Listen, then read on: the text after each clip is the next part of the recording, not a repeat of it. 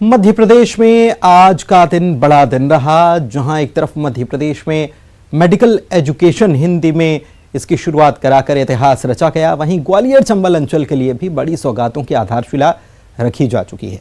प्रधानमंत्री मोदी और गृह मंत्री अमित शाह लगातार मध्य प्रदेश के दौरे कर रहे हैं। दर्जन भर बड़ी सौगातें या तो मिल चुकी हैं या फिर मिलने जा रही हैं। यानी एमपी में होने वाले 2023 के विधानसभा चुनाव में बीजेपी हर हाल में जीत सुनिश्चित करना चाहती है। इसके साथ ही 2019 में लोकसभा चुनाव में बम्पर सीटें जीतने वाली बीजेपी 24 में रफ्तार पकड़ने के लिए टनल, एक्सप्रेसवे, टर्मिनल और कॉरिडोर तैयार करा रही है।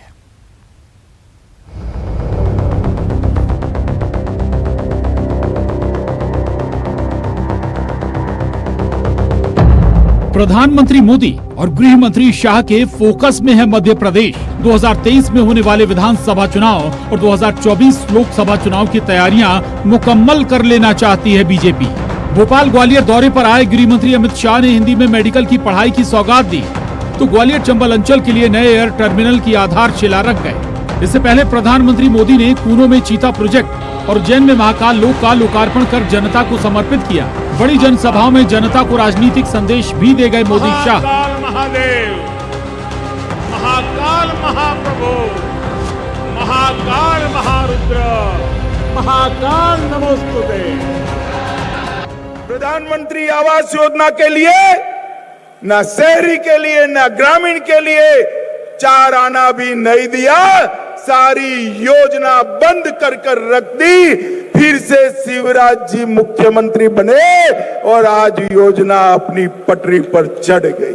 नल से जल, गरीब से गरीब व्यक्ति के घर में नल से जल पहुंचाने का कार्यक्रम किया, उसको भी कमलनाथ जी ने बंद कर दिया। इधर मुख्यमंत्री शिवराज सिंह और केंद्रीय मंत्री ज्योतिरादित्य सिंधिया ने ग्वालियर चंबल पर कांग्रेस और कमलनाथ को लपेटे में लिया। कहा कि कांग्रेस की 18 महीनों की सरकार में अंचल को लावारिस छोड़ दिया गया था।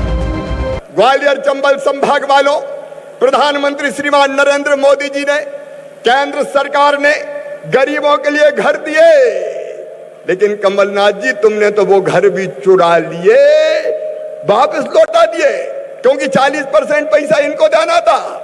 ग्वालियर का विकास ठप हो गया और जब सिंधिया जी ने कहा कि ग्वालियर के विकास को पैसे दीजिए तो कहने लगे निपट लेंगे, तो इनने निपटा दिया सिंधिया जी ने और भारतीय जनता पार्टी की सरकार ने। और आज मुख्यमंत्री के नाते ग्वालियर वालों, मैं आपको आश्वस्त कर रहा हूं, विकास की दौड़ में अपना ग्वालियर चंबल संभाग इंदौर और भोपाल को पीछे छोड़ेगा। वो 18 महीनों में जब कांग्रेस की सरकार थी, उस समय ग्वालियर चंबल संभाग को अकेले छोड़ा गया था।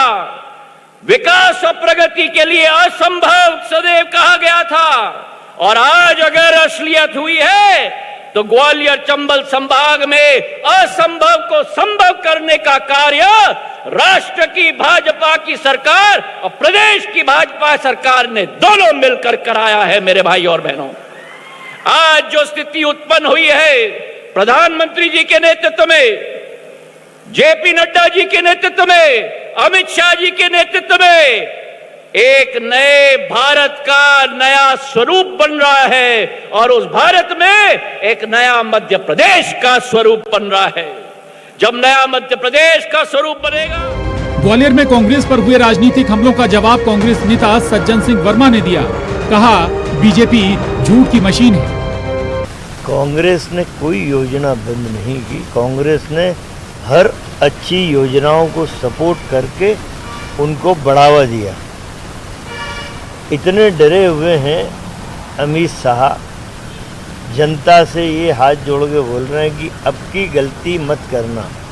अरे जो बीज तुम बो के गए हो, देखिए जहाँ सिंधिया रहते हैं उसी क्षेत्र से जहाँ उनका महल है, हमारा कांग्रेस का एमएलए जीता है अभी। तो आपने जो बीज बोए हैं जाति पाति के, भेदभाव के, ऊंच नीच के, तो वो परिणाम तो आपको भोगना पड़ेंगे। और ग्वालियर चंबल संभाग में जबरदस्त तरीके से बूम आया हुआ, पिछले बार के अपेक्षा और ज़्यादा सीटें हम वहाँ से जीतेंगे। तो अमित शाह समझ गए कि यहाँ बीजेपी की जमीन खोखली होती।